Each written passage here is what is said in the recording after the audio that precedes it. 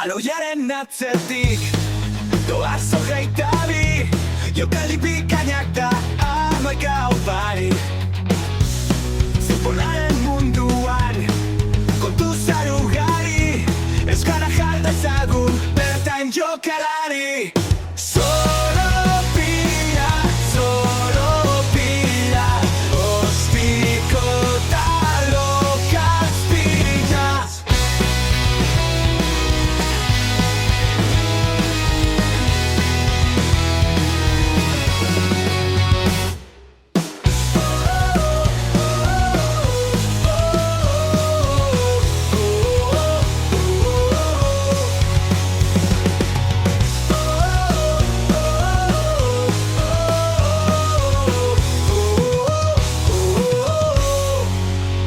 Arratsaldeon ikusentzuleok, hemen gara berriz ere dagoeneko 8. saioa, abenduaren 10, Gabonak ere gerturatzen hasi dira, eta, bueno, kaletan ditugun argiengatik esango nuke akaso duela 3-4 aste hasi zirela Gabonak. Jose Mari, zer moduz gabiltza?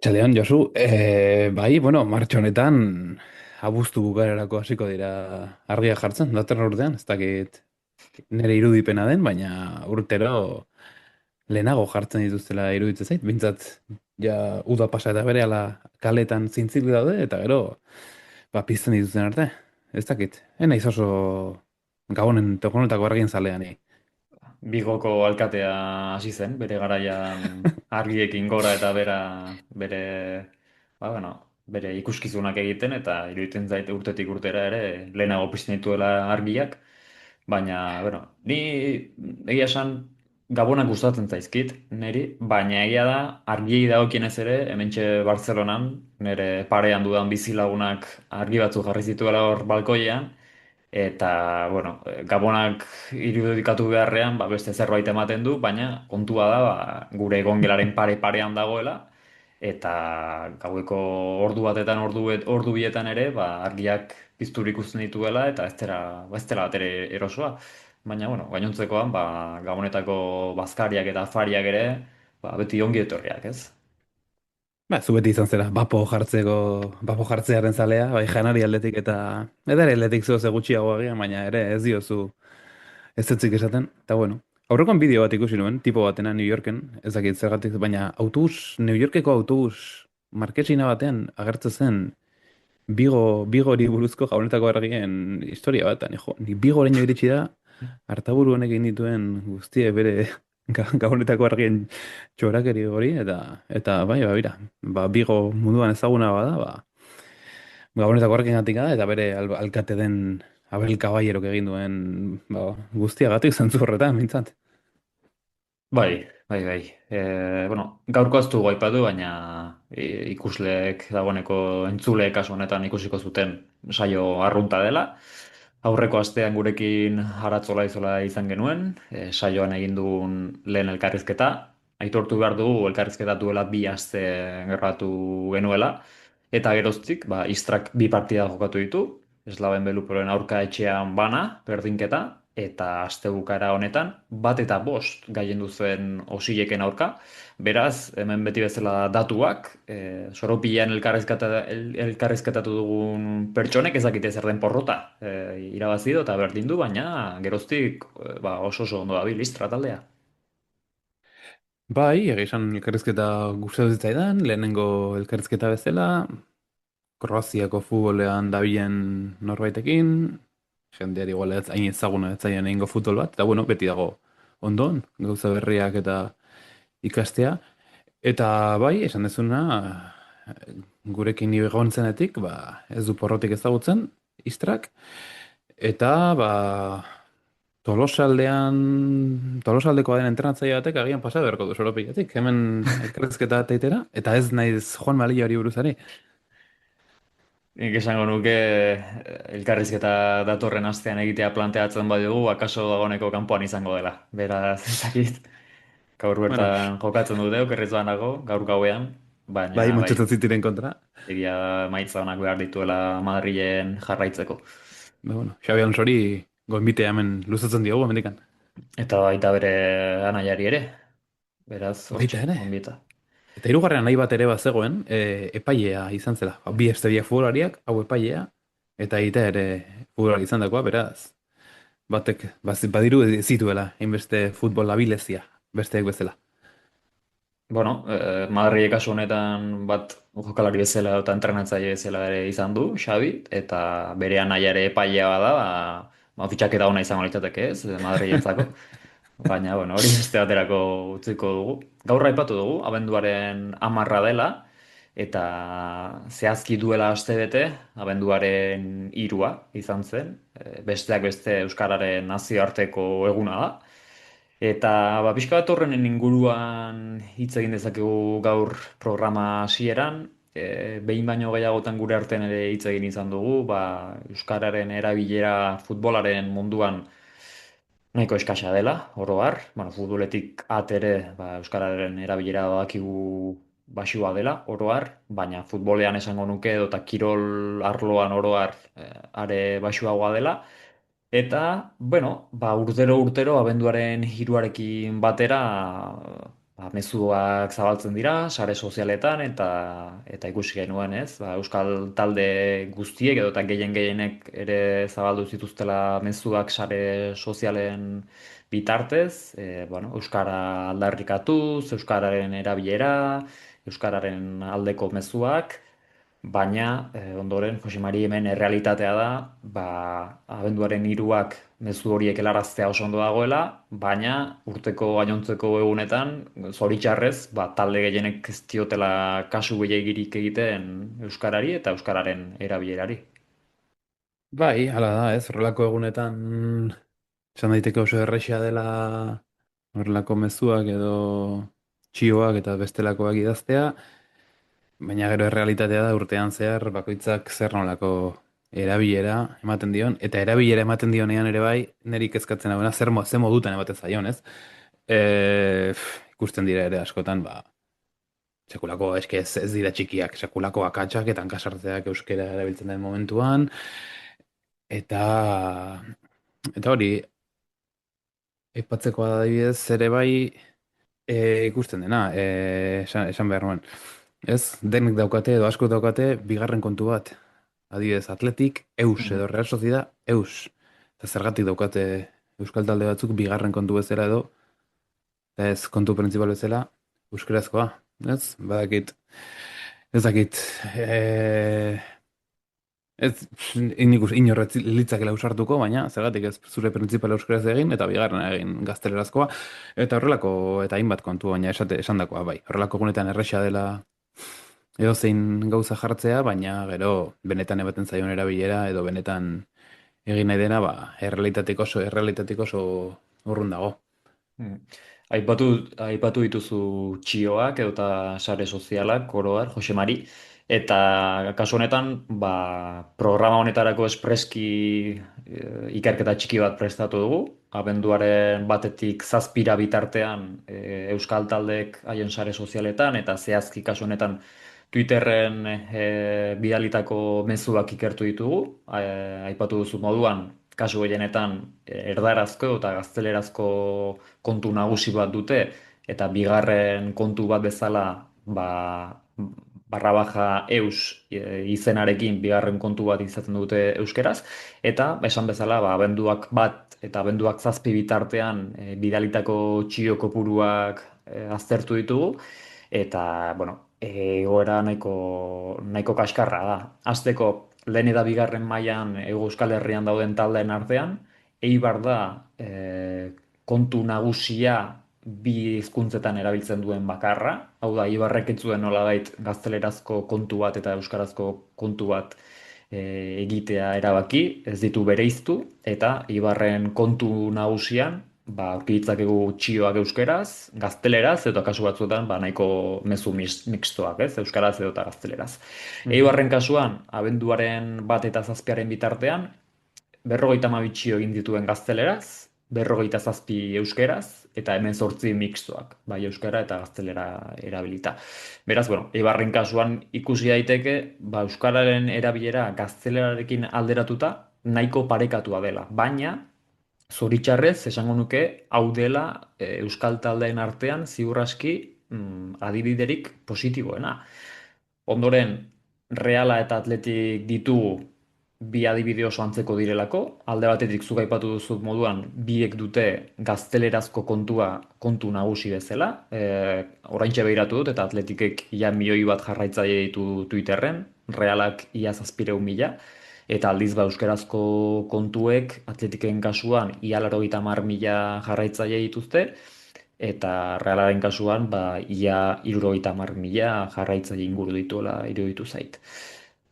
Hemen egia da bai gazteleraz eta bai euskeraz berdin txiokatzen dutela. Hau da, esaterako Realaren kasuan, ba, partidu baten jarraipena ikusi nahi badugu euskera hutsean, golak, aldaketak, txartel horiak, ba, arazorik gabe egin dezakegu, sare sozial honen bitartez. Atletiken kasuan ere berdina da. Esaterako gaur txapeldunen ligan gertatuko dena, ba, telebistan ezin badugu ikusi, sare sozialen bitartez Twitterren euskera hutsean jarraitu dezakegu. Baina zuk esan duzuna, kontu nagusia eta jarraitzaile gehien dituena gazteleraz mantentzea erabaki zuten eta aldiz, ba, atzizki horrekin, eus atzizkiarekin bigarren kontu bat sortu zuten. Japoniarrarekin, ingelesarekin eta arabiarrarekin egin duten moduan, ez? Nolabait bigarren maila bateko hizkuntza bat izango balitz bezala. Eta aldiz, kasurik okerrenak eta nabarmen gainera Euskal Herrian Alabes eta Osasunarenak dira. Bie dute kasu honetan ere euskarazko beste kontu bat, eus atzizki horrekin, baina oso larria da ikustea gazteleraz edota euskeraz egiten diren txioek ez dutela zerikusirik. Alabesen kasuan 158 txio egin ditu azken astean gazteleraz, eta 40 bakarrik egin ditu euskeraz, pentsa. Eta Osasunare oso antzeko, 107 egin ditu gazteleraz, eta 40 txio bakarrik egin ditu euskeraz. Hemen, Atletikekin edo Realarekin aipatu duana, esaterako partida baten jarraipena egitea euskeraz ezinezkoa da. Ez Alabesek edota ez Osasunak orokorrean ez dute partida batean gertatzen diren gauza guztiak ez dituzte azaltzen, ez dute txiokatzen, eta oso gauza oinarrizkoa jartzen dituzte, eta txiokatzen dituzte. Eta bukatzeko, hau tristea bada, are tristeagoa da, nesken taldeen kasuan, bai Osasunak eta bai Alabesek, euskararen inguruan egiten duten erabilera. Alabesen kasuan, azken astean, 20 txio jarri dituzte, denak gaztelera hutsean, euskaraz ez errerez, eta Osasunaren kasuan, 31 txio egin ditu gazteleraz, kontu horrek, nesken kontuak, eta aldiz, 2 txio mixto, nolabait gaztelera eta euskara erabilita. Eta orain bai, bukatzeko, Ipar Euskal Herrian, kasu honetan bi talde nagusiek, Abiron eta Genet izango lirateke, ez dute gehiago erabiltzen Twitter, eta gehiago erabiltzen dute Instagram, azken astean egindako argitalpen guztiak frantses hutsean izan dira. Beraz, pentsa ez, Hego Euskal Herrian egoera oso tristea da eta oso lazgarria da, eta Ipar Euskal Herrian are gehiago. Esango nuke Jose Mari, honen inguruan ere, jakingo zenuela zein den egoera, baita ere sare sozialetan, zehazki Twitterren, baina, datuak ikusita benetan kezkagarria da, eta ondo ikusten da, euskararekiko tratua, abenduaren 3an, oso polita izan ditekela, eta mezuak helaraztea oso erresa dela, baina egun horretatik haratago, errealitatea oso tristea dela, ez? Bai, hori dago abenduaren 3a, batzeko zerbait dela, edo, behintzat, azpimarratzeko egun bat, ze azkenean euskera ez da, zoritxarrez ez da hizkuntza handi bat, ingelesa, espainiera edo arabiera izan daiteken bezala, orduan beraz, horrelako hizkuntza batek bere lekua behar duela iruditzen zait, baina gero euskeraz, egun horretaz gain euskaraz egitearena, eguneroko kontua da, eta urte osoko kontua, ez egun horretako kontua. Eta bai, Alabes, Reala eta Atletikek behintzat badukate hori ez, gutxiago ezin luke izan. Txio bat hizkuntza baten jartzen badezu, zer bestean ere bai. Ulertezina dela bestea da, Alabes eta Osasunaren kasuan, zergatik jartzen dituzu gehiago hizkuntza batean, eta askoz gutxiago bestean, ez diot zentzu ondirek ikusten, baina tira, bai, kezkarria da, eta nesken taldearen inguruan, askoz garrantzia gehiago ematen zaie, eta gainera, euskeraz apenas ez da txiorik ikusten. Orduan, bueno, bai, kezkarria da, eta helain esan duten ere bai, eta askotan ere euskera, ze euskera, ez inungo, ez dakit, inungo konturik euki gabe idatzitako txioak, euskera akatsak eginez, eta nik uste inork ez dituela errepasatzen, ez, txiokatu horretikan. Mm. Eta bai, arazo nik uste aspalditik dagoen arazoa da, jarraitzen duen arazoak horrek bertan, bertan mantentzen da arazo hori, eta itxura dauka oraingoz horrela jarraituko duela. Pena da, eta ez dakit konponbidea zein izan daiteken, baina bueno, hori nor bakoitzak bere burua begiratu behar du, eta ikusi ze soluzio eman dezakeen, baina bai. Taldeek jarraitze asko dituzte euskaldunak eta inongo zainketarik ez zaio ematen. Euskerari ez da euskeraz taldearen eguneroko jarraitu nahi duen jendeari. Mm.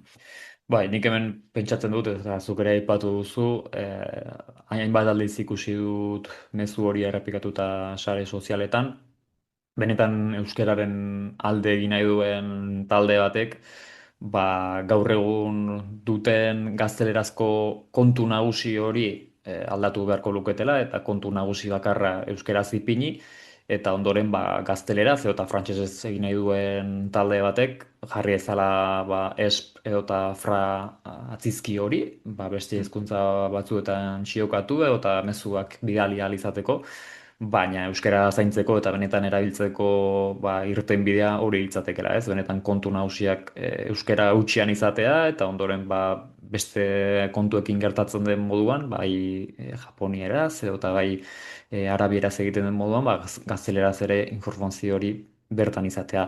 Hemen gainera askotan, zuk aipatu duzu, nire sentsazioa da, ez dakit pertsona berdinak izango diren, euskerazko eta gaztelerazko kontu horiek kudeatzen dituztenak, baina askotan badirudi, ba, gaztelerazko mezu horiek kopiatu eta itxatxi egiten direla, eta aipatu duzu moduan, ba, askotan mezuak bere horretan euskaraz ez duela zentzu handirik izaten, eta ez direla mezu oso zainduak izaten, eta ez hori bakarrik, askotan hasiera batean beti mezua gazteleraz ipintzen dela, izan daiteke informazio bat, argazki bat edozein gauza, eta ba, handik ordu berdira kaso euskeraz txiokatu dezaketela.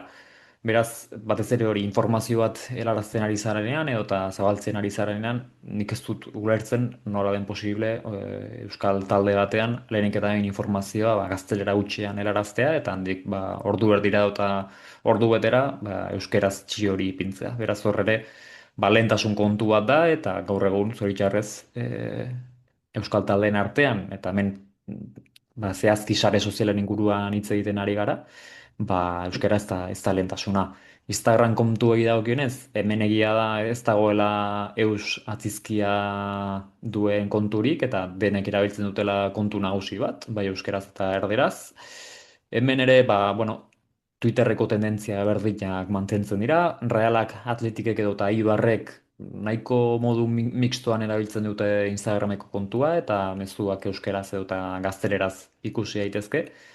Baina bereziki Alavesen kasuan ere aipatu dugun berdina gertatzen da. Ia mezu guztiak gaztelera hutsean dira eta oraintxe bertan ikusi dut ba, abenduaren 3 igo zuten bideoa euskara erabili behar dela eta euskara babestu, baina errealitatea da ez dutela egiten.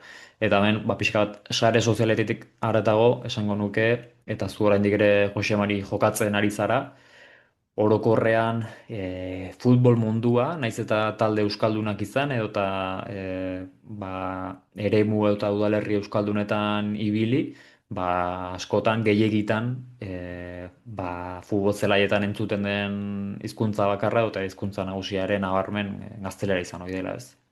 Bai, orokorrean gero ez dakit agian Euskal Herrian zehar nola den, baina baitzaz batez ere, bueno, zutan Donostiarrak izan da, eta horrako hiri handietan, ba, batez ere bai jokari entrenatzaileen aldetik ere askotan, ez beti, baina askotan bai gazteleraz egiten da, Eta ohitura dago azkenean kalean, ez? Kalean zoritxarrez ere gaztelera gehiago entzuten da euskara baino, eta jendeak ez dakit, naiz eta euskara zakin gaztelera erabiltzeko joera hori daukala, eta hori ere, ba, pena da.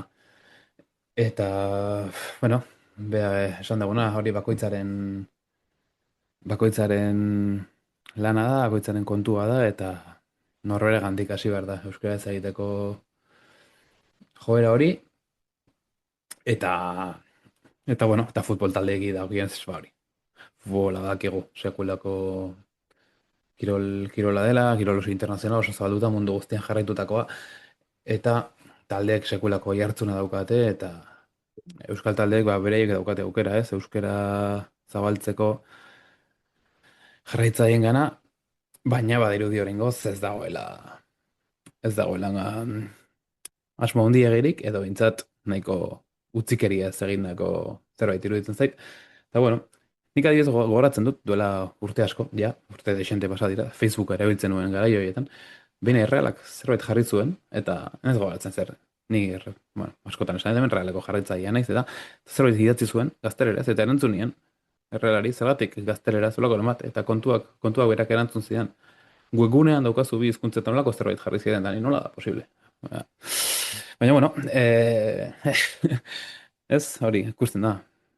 Ez, jarriko dugu gaztelera, eta gero, bueno, webgunean nola bi hizkuntzetara daukagun webgunea, ba, bueno, hor bertan nahi duenak ikusiko du, ez, eta hori, ba, hori horrelako gauzak, horrelako detaileak eta, ba, pena dira, eta, bueno, inungo asmorik ez dutela, irakusten dute ez dutela, pentsat, ez, euskara zabaltzeko benetako asmorik, eta abenduaren hirukoa, ba, posture hutsa izan daitekela esan daiteke. Hmm.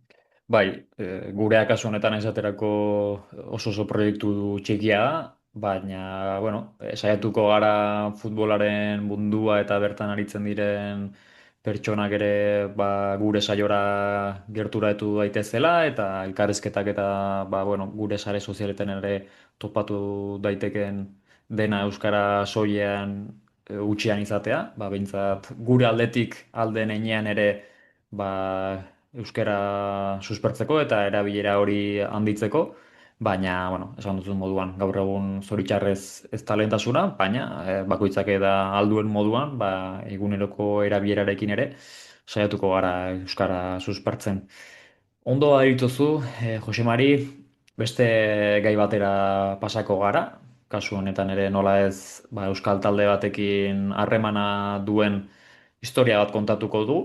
Astebukara honetan ba, South East Athleticeko jokalariak eta ba, taldeko hainbat partaide Iruñean izan zirelako, Osasuna kluba barnetik ezagutzen, igandean ere ba, lagunarteko bat jokatu zuten eta astelehen honetan Osasuna eta Levanteren arteko partidan ere izateko aukera izan zutelako. Hala ere, noski, pixka bat azaldu beharko dugu, ez? Zer den South East Athletic talde hau, zertan datzen, eta ze harreman duen, ez, Osasunarekin.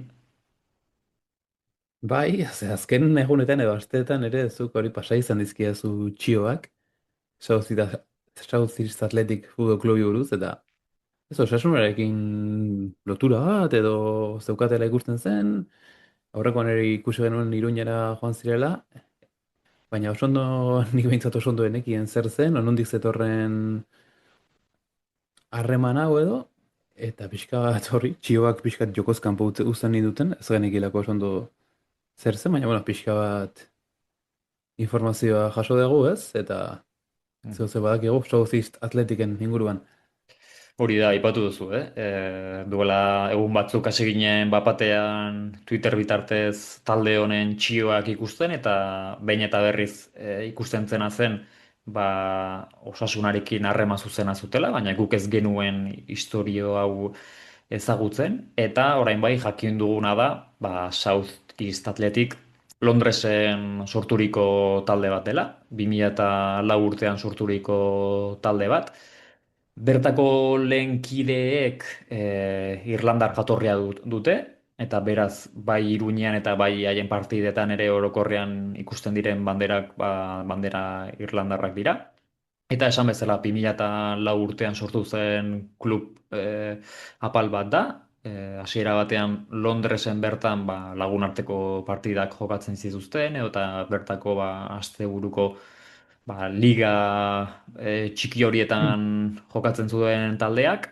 Eta 2012 urtera arte armarririk gabe jokatzen ibili ziren, bazuten dagoeneko kamiseta urdina, baina esan bezala 8 urtez armarririk gabe jokatzen ibili ziren, eta 2012 urtean dirudienez bideojoko bateran jokatzen ari zirela, kasu honetan esango nuke FIFA bideojokoa zela, ikusi zuten Osasuraren armarria, asko gustatu zitzaien, eta erabaki zuten armarri hori pixka bat eraldatuta erabili zezaketela haien armarri gisa, ez? Gehien bat ikusi zutelako armarriaren erdialdean lehoi bat zegoela, eta diseinuare oro har asko gustatu zitzaien.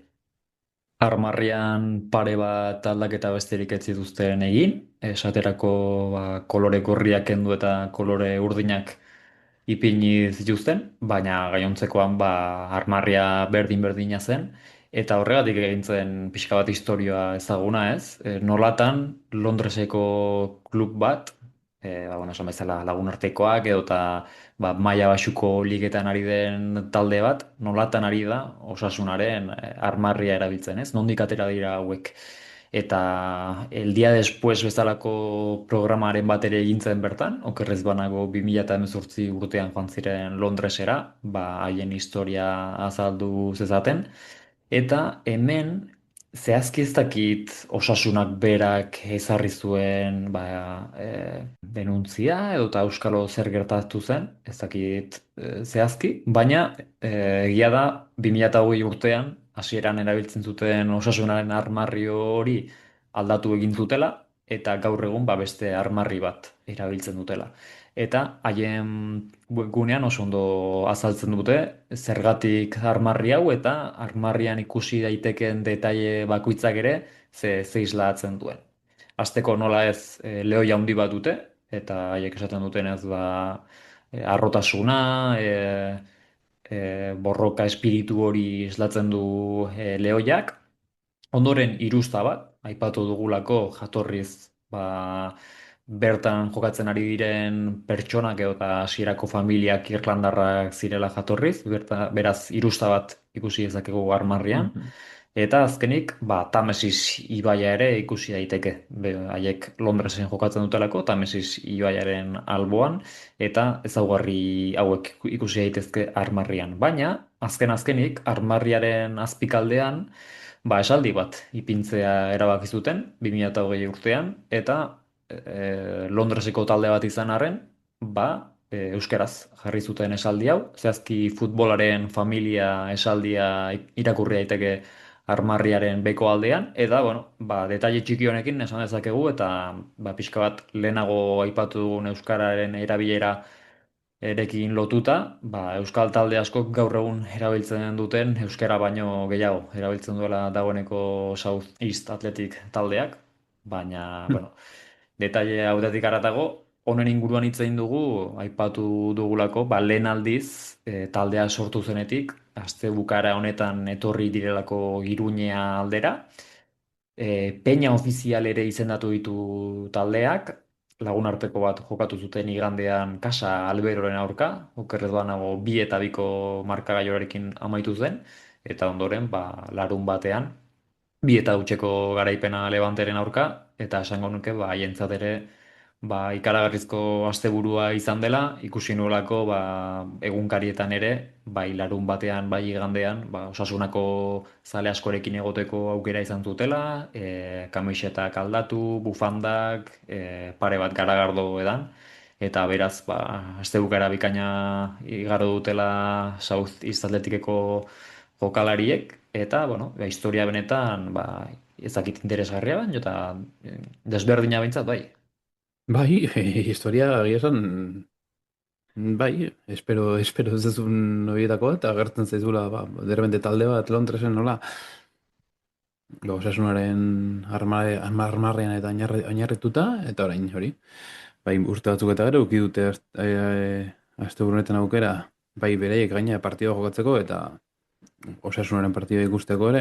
Ez dakit garagardoa esan duzu, agian Iruña aldean garagardoa ardoaren gatik aldatuko zuten asteburu batez. Badakigu ingelesei gehiago gustatzen zaila garagardoa, baina bueno. Eta egia esan hori ni Iruñan egon naizenetan futboleko zen beti segulako giro egoten da. Orduan seguru ez zirela espertuko. Eta bai, historia pixkat gehiago aztertu nahi duenen ez da animatzen dago, bere sare sozialak eta interneten begiratzea informazioa. South East Athletic Football Club, berriro errepikatzen dugu. Eta hori, Osasunaren armarrian oinarritutako taldeak egin zuen behar armarria, eta hortik pixkat, ez hasi zen, ez dakit, laguntasun abentura hori, edo esan daiteke. Mhm. Bai, bai, bai. Ingelesa ulertzen ez duenarentzat, ba, hego-ekialdeko atletik izango litzateke. Eta futbol klub, itzutan gutxi behar du horrek. Bai, baina hemen guztiz argi geratu ez zaidan zati bakarra da, ba, 2008 urte hartan zergatik aldatu behar izan zuten armarria, ez? Ez dakit Osasuna bera izan zen salaketa ezarri zuena, eta nor izan zen, baina esango nuke beharturik ikusi zirela, hasiera batean ez zutela armarria aldatzeko asmorik, baina, bueno, Mhm. legez egin behar izan zutela, eta esan bezala, gaur egun ere beste armarri bat erabiltzen dute, baina bueno, armarri nahiko txukuna eta esan bezala, ba, euskeraz ere badute hor esaldi bat. Bai, hori esan dezuna, ez? Askok, hemen gertuko askok, baino gehiago egin dute. Agian euskararen alde. Eta, beraz hori, hortxe, beste astean ekartzen dagoen historia polit bat, kurioso bat, euskal taldeekin lotuta, eta Euskal Herritik kanpo, ez? Euskarak daukan, edo euskal taldeek eduki dezaketen, bazakit, bueno, tirada hori, edo, bueno, eta esan nahi, ez? Da, lehen esaten dagoen ari pixka bat, ez? Ba guzti hauek ere zergatik ez. Euskara pixka batekin lagundu eta hori esan diaguna, hori hemengoen zeregina da. Duda izpirik gabe. Hmm. Halaxe da. Gozatuko zuten ziur, ardo artean edo eta patxaran artean, nor daki. Patxarana egia da. Bai. Baina ziur aski, ba, patxarana eta ardo artean ere ba, desente ibili diren jokalariak, bizirik ala hilik ataleko jokalariak dira. Lehen bi ataletan ba, gure saioan atal hau egitea erabaki genuen. Jakin ez dakinarentzat, ba, bertan garai batean ba, lehen mailan eta euskal taldeetan ibilitako jokalarian inguruan aritzen gara. Gaur egun, kasu batzuetan jokatzen ari direnak, beste batzuek dagoeneko futbola utzi dute, baina ba, bueno, ba, lerroburuetan eta sare sozialetan gehiagia aipatzen ez diren jokalari horien errepaso bat egiten dugu, ez? Gaurkoan ere, ba, 8. saio honetara atal hau ekartzea erabaki dugu. Eta nik dagoeneko egin dut aukeraketa, zuk ez dakit, Jose Mari, baina ni nahiko pozik geratu naiz, egin dudan aukeraketarekin.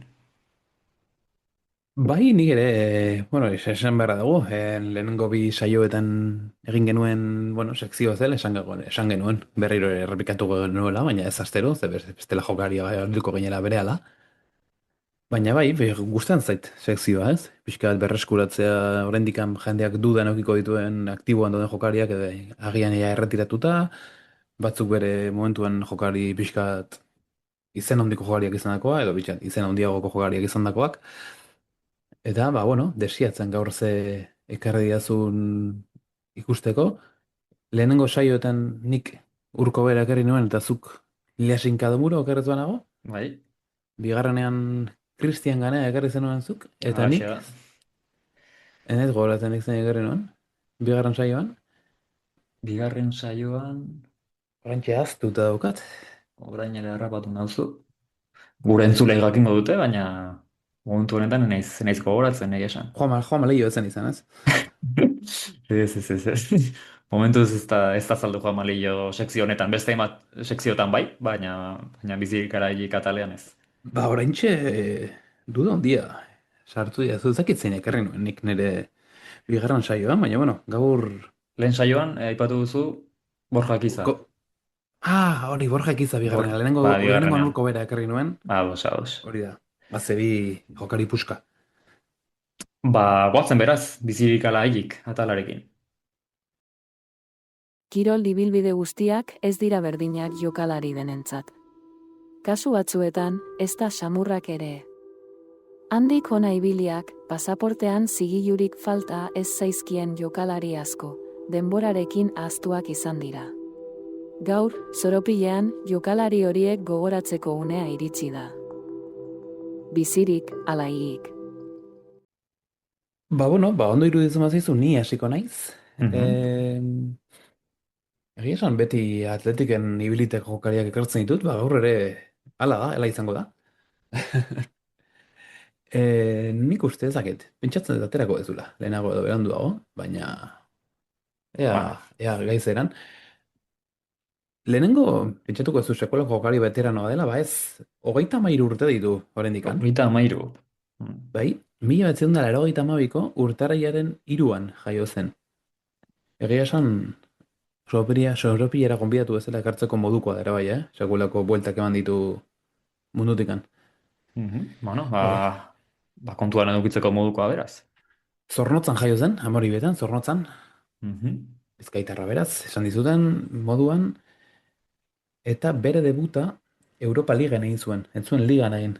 Europa Ligen, Bi- eh? Oh. 2009, 2010 denboraldian, Atletikek huts, Werder Bremenek 3. Uf. Beti dira momentu politak ez, debutak, baina markagailuak kasu honetan gogorra. Egia esan, Werder Bremenen 11koa begiratuta, sekulako taldea zeukan gara hortan, Mesut Özil, Claudio Pizarro, Torsten Frings, Tim Borowski, Naldo, Mertesacker, sekulako taldea, gero bigarren zatian Hugo Almeida dela zen, Marco Marin, bai, sekulako taldea zeukan Werder Bremenek garai hartan. Bai. Gaur egun beste garai batzuk dira. Eta atezain bezala, Tim Biese, ez dakit gogoratuko zen berataz, gero alemana, gero futbola utzi eta borroka librean hasi zen. Hor, kuriosidade bezala, ez dakit hori bazenekin. Horienekin, horien. Hori, sekulako taldea zeukan garai hortan Werder Bremenek. Eta atletikena, bueno, ere, ez zegoen gaizki, Jeste, Javi Martínez, Tokero, Díaz de Serio titular izan zen garai hortan, egun hortan, imaginatu. Fernando Amorebi eta Undia ere, noski, Joaquin Kapor entrenatzaile zelarik, baina, bueno, gure jokariaren karrera itzulita, hori, atletiken hasi zen gaztetan, eta bertan oso txikitatik, nahiz eta 2009, 2010 egin zuen debuta, 2010-11 arte ez zuen gehiegi jokatu. Bere lehen taldearekin. Eta, itxuen momentutxo bat, orain, hemen, bai. Espainiako emeretzi urte zazpiko taldearekin Eurokopa ere irabazi zuen. Gero lesioren bat eta beste uki zuen, nola ez denak bezala. Eta gero, protagonismo handia uki zuen Marcelo Bielsarekin, baina Valverde iritsi zenean pixkat du zuen protagonismo hori. Eta 13-14 denboraldian Zeltara joan zen utzita. Beraz, Valverderekin protagonismoa galdu bazuen, gaur egun zaila izango du ez, atletikera itzultzea. Bai, esan atletiken jokatzetik oso urrun dago. 11-12 izan zen gehien jokatu zuena ligan, 31 partida jokatu zituen, eta 13 Europa Ligen, 11 eta 12 izan zen okerrez denago finalera zen urte atletik. Bai, izango nuke. Bai, eta gero ja, 12-13an 27 partido gutxiago jokatu zuen, eta 13-14an Zeltarekin ere 20 partido jokatu zituen. Gero 14-15ean Txapeldunen ligan egon zen atletik, baina ez zuen partidotik jokatu, Txapeldunen liga hortan, eta 15-16an berriro ere utzita atera zen, kasu honetan Tenerifera. Tenerifera. Bigarren mailan Tenerifera. izango zen, ezta? Ez ala lehengo mailan. Bai, hala da, eta 23 partido jokatu zituen Tenerifen, ligan. Tenerifetik atletikera itzuli zen, eta atletik zegin zuen, esan zuen, zurekin ez dugu gehiagi kontatzen jaunez gero, eta Mirandesera joan zen, bigarren mailara ere bai. Euskaldun asko pasatzen dira Mirandes aldetik, Bai, Miranda gehiegi, aldetik. bai, 17 partida jokatu zituen beraz, ikusten den bezala ez zuen partio gehiegi jokatzen, gutxi ere ez, baina ez zen ez zituen sekulako minutu pila ukitzen, eta Mirandasetik zein zuen, ba, bueno, hemen pixka bat deskontatu barat futboletik edo, eta etxera joan zen, Amori betara. Ah, 17-18an, bigarren ben mailan. Eta oso gutxi jokatu zuen hor, eta urte berean, Eskozia aldera egin zuen bidaia. Dundee Football Club. Galdu gutxi, pasako dira Dandi taldetik, akaso pasa den bakarra izango da. Ez, Ez? beste bat egon zen, Ara. Urko bera. Realean, ez, Realean ibilitako bat, ai, nola zan, atzelaria. Oraintxe esango dizut, ai, ez naiz gogoraz, esango nuke ere, ia ziur Dundee jokatu zuela, ez dakit, bai, ala, 18-19 denboraldian, Julen Etxabeguren, Julen entxabe guren. baita ere Naiz, Dundee jokatu zuen. naiz Hori, gogoratzen, hori, baina, hori gogoratzen nuen. Bai, baina, bueno, gonbita du berak ere hemen. noski baietz. Bueno, muti honek 16 partida jokatu zituen, Eskoziako ligan, bat kopan, eta, bueno, Eskozian urte bete egin ostean, berriro ere, etxera, Amori betara. Ez dakit, oso galduta zauden, oraingoz, zertan zabiltzan, Aitortu behar dut, badakila nor den, badakizu.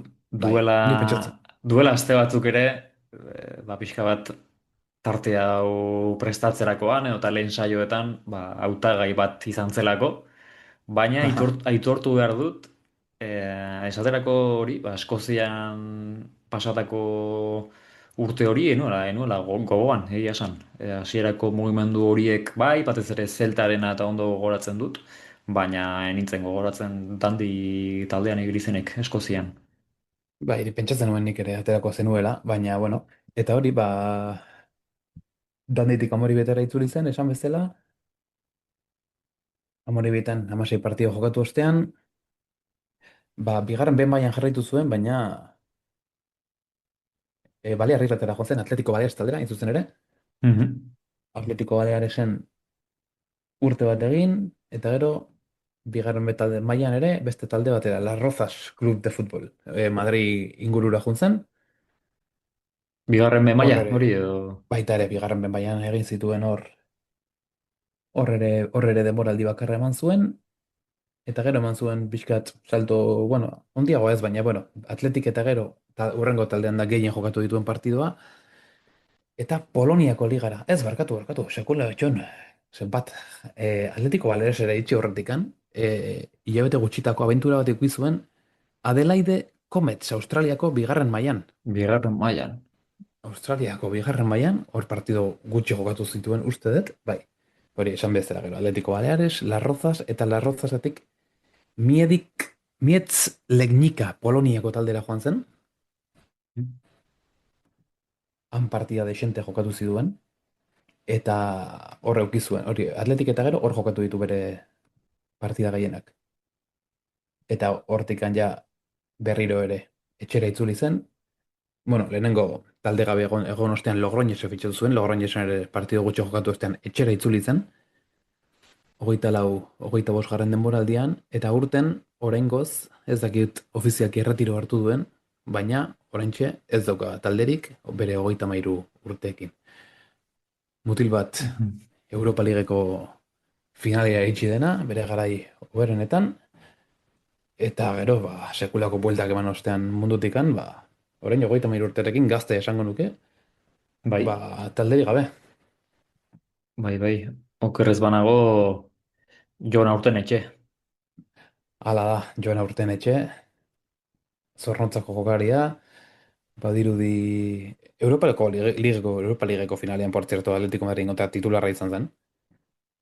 Mhm. Eta bai, asko emango zuela zirudien mutil bat, gero bakizu lesioren bat, entrenatzaile berri batekin protagonismo galdu, eta segulako bueltak ematen ditu futbolak, hori beti jokari askoren kasuan ikusten dugu, eta ba, Urtenetxeren kasuan ere hala izan zen. Sekulako jokari ez zirudien gaztetan, eta bueno, bidean egin du futbolera ibilbidea, baina ez igual espero zena bezain bestekoa. Baina bueno, hortxe, Jon Urtenetxe, bere futbol ibilbidean, kuriosoa ez, Polonia, Australia, Amorebieta, gero ere Balearrislak ere ikusi zituen, Celta, Tenerife, bueno, Mhm.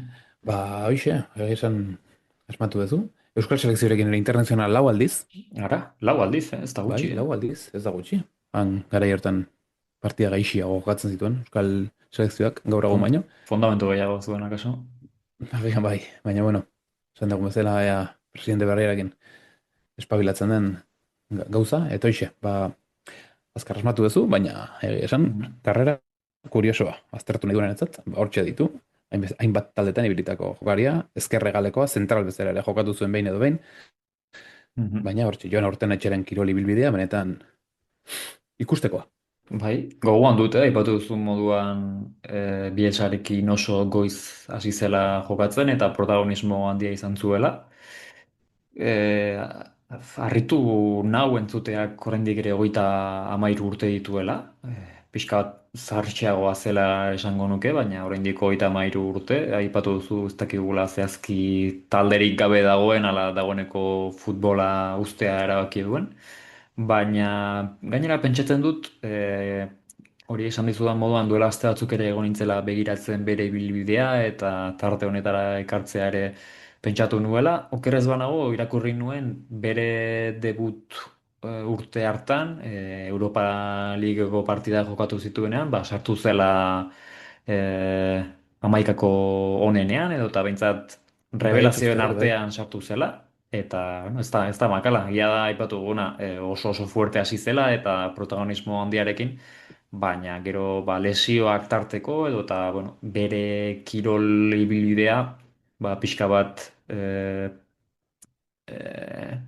nahasten joan zela eta goitik bera ere ba, maila baxuagotako talde batzuetara joan zela. Baina, bueno, ia da, hasieran jokatzen hasi zenean, niri asko gustatzen zitzaidan jokalari bat zela.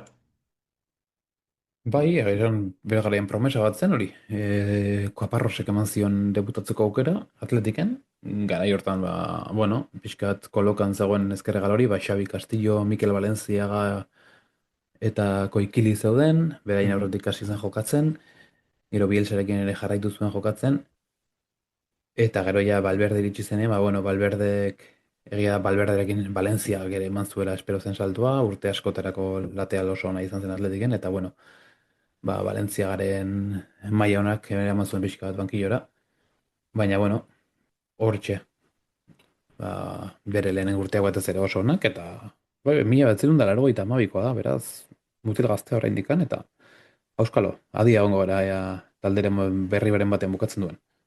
Bai, eta aipatu duzun moduan, ba, ez dut uste hau entzuten egongo denik, baina egia da etorkizuneko saioterako eta elkarrizketak egin ahal izateko, ba, oso perfil aproposa dela, aipatu duzun moduan, ba, handiko nahi bili delako, eta nola ez, ba, zornontzakoa izan da ere dakigu euskaraz fin ibiliko dela, beraz, hementsa du, gonbita, nahi duen etortzeko. Hala da, beraz, Jon Aurtenetxe, badakizun kopita ere, soropilera, nahi dezunean. Ba, goazen orain nere jokalariarekin, ondo baderitozu, Jose Mari. Noski baietz, ea ze ekarri diguzun desiatzen dago, ikusteko. Kasu honetan, Jon Aurtenetxe baino zertxo bait zartxeagoa da. Nik aukeratu duan jokalaria berriatuan, jaio zen, Bizkaian, 1986 urtean. Gaur egun, 39 urte ditu. Ah, bueno, jokatzen akaso oraindik. Ikusiko dugu, non da diren. Hasieran ba, berriatuko taldean hasi zen, berriatuko futbol taldea. Baina ondoren, ba, Bizkaiatik Gipuzko aldera joan zen. Zehazki Irun aldera.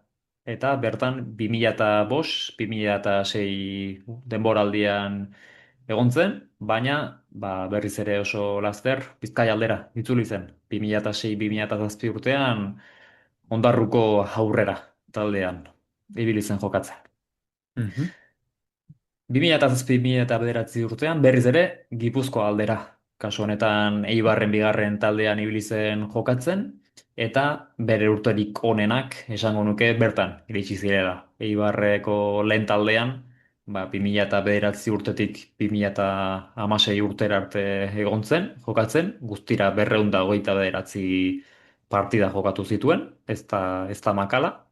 Eta esan bezala, nik esango nuke bere kirol ibilbideko momenturik onenak bertan bizi izan zituela, eta Eibarretik Euskal Herria uztea erabaki zuen, lehenik eta behin Espainiako talde batera, Real Zaragozan, ibili zen 2016 eta 2017 denboraldian, urte bakarra egin zuen, guztira 17 partida jokatu zituen, ez dira asko, eta Zaragoza utzita, orduan bere kirol ibilbideko bidaiarik luzeenak hasi ziren, handiko nahi ibili zen.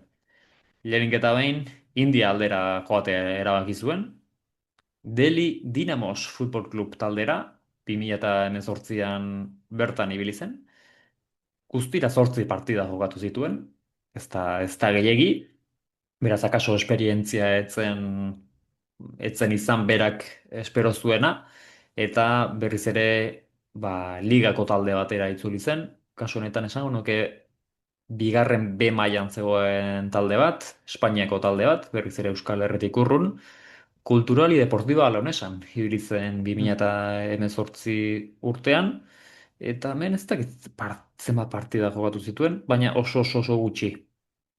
Handik Madrid aldera joan zen, Unión Deportiva Sansera, bertan 50 partida jokatu zituen, bi denboraldi, eta azken urteetan, Villarrubia Club de Fútbol taldean ibili da, 13 partida, Racing Murcia Football Club, bertan ere bi partida bakarrik jokatu zituen, eta bere azken denboraldia 2022-2023 urtean izan zen, Futbol Club La Unión Atleticon, guztira 6 partida bakarrik jokatu zituen. Eta bertan, Murtzian zegoela, futbola uztea erabaki zuen. 39 urte ditu, baina bere sare sozialetan begiratzen ibili naiz, eta gaur egun oso sasoiko dabil. Oso sasoiko, fizikoki oso ondo dabil, eta gainera Murtzialdeko futbol talde batean dabil lanean, taldeko lan oso zehatz bat eginez. Ez dizut esango zehazki zer den, bestela asmatuko duzulako akaso nor den, baina zelaiko 11koan egoten den jokalari bat prestatzen ibiltzen da. Bai, uste dut bakitela norden. Zaragozan egon zela goratzen nuen gero, ja bere urrengo taldeak ez, baina egia da Eibarren urte asko, eta lehenengo mailan hasi titularra izan zen. Atezaina zen, okerrez banago. Halaxe da. Edo zen, bai, hori da. Eibarren maila handi eman zuen batez ere bigarren mailan, gero nik uste lehenengo maila pixka bat handi gelditu zitzaiola eta ikusi zela bere maila ez zela lehen mailarako, eta gero ja bere gainbehera hasi zen pixka bat, postu azkar galdu zuen, baina bueno, debuta horre egin zuen, eta zituen urte honak Eibarren egia da. Bai. Xabi Irureta izango da, okerrez banago ez? Halaxe da, asmatu duzu. Xabier Irureta Goiena Arantzamendi, Irureta bezala ezagunagoa kaso. Nik aitortu behar dut, Zaragoza utzi ondoren enuela gehiagi jarraitu bere kirol ibilbidea, eta enekiela hasiera batean Indian ibili zela eta ondoren handik ona bere kirol ibilbidea amaitu arte, baina gaur egun ikusi dudana da bere sare sozialetan, Real Murciako atezainen entrenatzaile bezala dabilela lanean, eta gainera baduela ere beste kampus bat, atezainen kampus bat, beraz, naiz eta futbola duela pare bat urte utzi zuen, oraindik ere bertan dabil lanean, eta atezain moduan, kasu honetan entrenatzaile bezala, JG lanean. Bueno, bai, azkenean futbola utzi eta gero askok bere bidea bilatzen dute. Askok potro jorran ere biliko dira asko, batez ere lehenengo mailan urte asko eman dituztenak, baina bueno, hauek futbola beste modu batean bizi izan dutenak, ondo dago, beraien leku aurkitzea, Murtzia malima dago, Murtzia gainera nik uste, ezki ez duela ordainduko, bueno. Ez? Akaso Etxeberriak eramango zuen ere, orain Etxeberriak kaleratuta izan da, Murtziatik, baina ez dakit berak hor jarraitzen du, dirudienez, bueno. Galdera ona da. Egia esan, akaso bere argazkia duela pare bat hilabete eta hilabetekoa izango zen, eta orain akaso kalean da, baina nik esan dizut Real Murtziako atezainen entrenatzailea dela. Ez dakit jarraituko duen, baina bai, oraintxe Joseba Etxeberriaren kasua aipatu duzula, ba, agian Joseba Etxeberriak berak ipini zuen bertan lanean, eta orain lanik gabe, egongo da, nor daki. Bueno, espero dugu ez. Eta, torkezun oparo dugu Xabi Irureta ondiari, eta hoi, egia da, beste jokaldi bat, Vueltas komandakoa, Indiako egia esan zuen, nik ere nuen gogoratzen, baina, bueno, baditugu kuriosideak Indiako ligan, hau dugu azken aldian eruki genuen Bai, horrekoan sare sozialetan jarri genuen, Iker Guarrotxerrenaren abentura hori, Indiako kopako final horrekoetan, okerrez banago. bai, Superkopako finalerdiak ziren.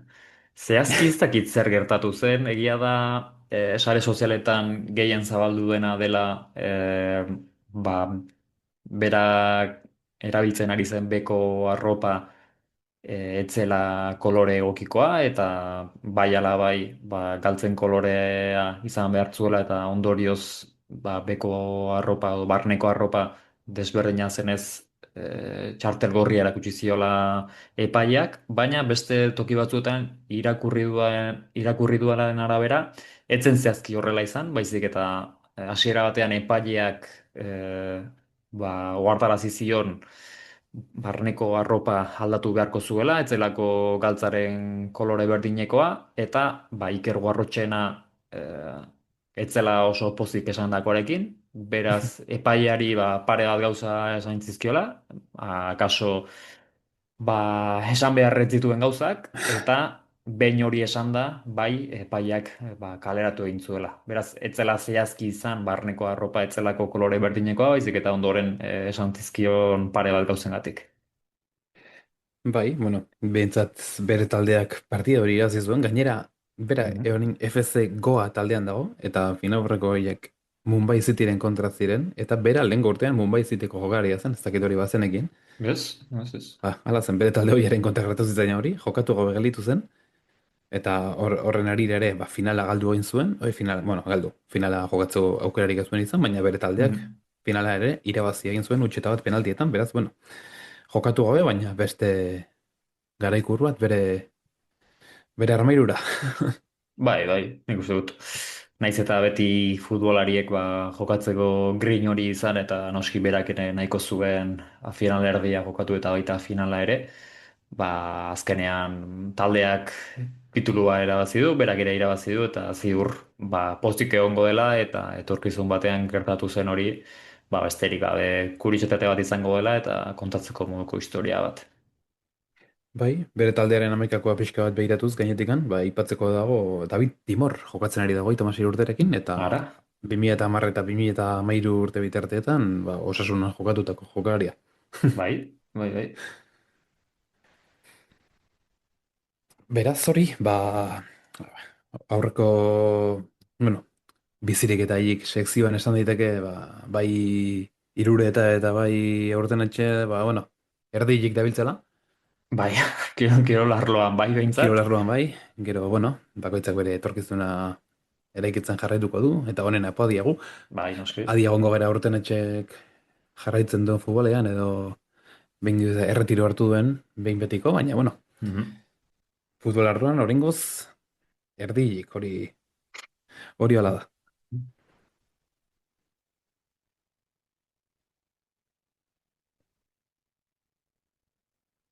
Eta, asteburuan datozen partiduak errepasatuko ditugu nahi baduzu momentutxo batean. Gabonak aurretikan 2 jardunaldi galitzen dira kopa jardunaldiaz gain. Eta jardunaldia Realak irekiko du, Australian, anoetan, Gironaren kontra.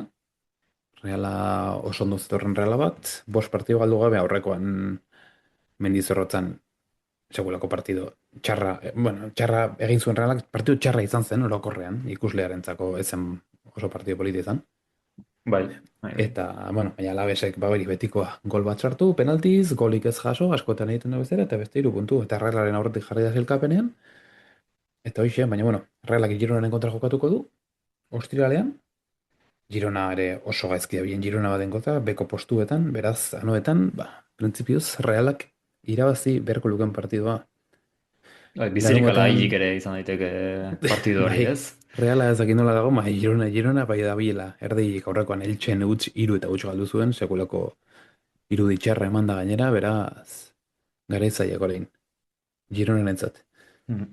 Larun batean seiterrietan, Camp Nouen Bartzelona eta Osasunak jokatuko dute, Bartzelona, azken aldian gorak egiten ari den Bartzelona bat, Txapeldunen ligan kiliko loa dabiltza, atzo justu irabazi, baina bueno, ligan egia esan asko zobetu dabiltza, Madrid lau puntu ateratzen dizkiote momentu horretan, eta Osasunak behintzat aurrekoan irabazi zuen, Bai, behar zuen. zentsazio honekin, egia da Levante ez da biela bat ere ondo, baina bueno, ja irabazteko partida zen, eta hala egin zuen, beraz hiru puntuiek segulako arnasa eman zioten, eta ea orain, Camp Nouen partido zaila, baina ea zerbait ateratzeko aukera badukaten Mhm. gorritxoek, eta gero, igandean partido bikaitza, lauak eta laurdenetan Celta eta Atletik, partido oso parekatua, biak Europa jokatzetik joango dira, Atleti hor da, 23 punturekin, Celta pixka bat berago, 19rekin, beraz, Europa postu inguruetan ibiliko diren bitalde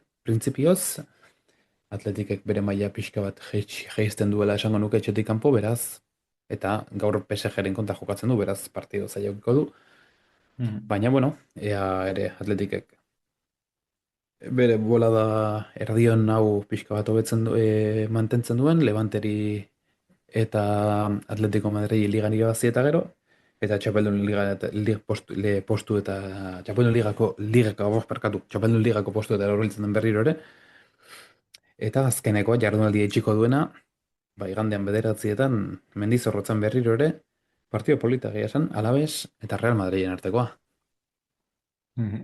Partida handia Mendizorrotzan, alabez, bueno, Realaren aurkako partidaren ondoren lortutako 3 puntu horiekin gora begira, Real Madrid aipatu dugu ez dagoela bere momenturiko onenean. Ikusiko dugu ea Tolosarra Gasteizera iristen den, kasu honetan, edo eta olkian beste pertsonaren bat izango dugun, baina, bueno, aukera polita etxean indartsu jarraitzeko, eta nor daki, beti bezala markagailu motz horietan, bat eta huts eta hutsiko partida horietan, alabez gustora sentitzen da, eta ea ere hor Madrilen aurka 3 puntua lortzeko aukera duen.